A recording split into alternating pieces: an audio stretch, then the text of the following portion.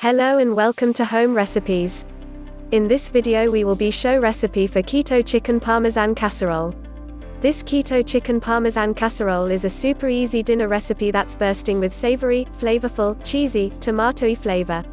Your whole family will love it, and you'll love how simple it is to put together. Ingredients: 5 cups cubed cooked chicken, cooked 1 cup no sugar added marinara sauce, 1/2 teaspoon red pepper flakes, 1 ounce Parmesan cheese, grated, about 1 cup, 1.5 cups shredded mozzarella cheese, about 6 ounces, 1 ounce pork rinds, crushed, 1/2 teaspoon crushed dried basil. Instructions: preheat the oven to 350 F and lightly grease an 8-inch square baking pan. Spread the chicken in the greased dish and pour the tomato sauce over it. Sprinkle with the red pepper flakes.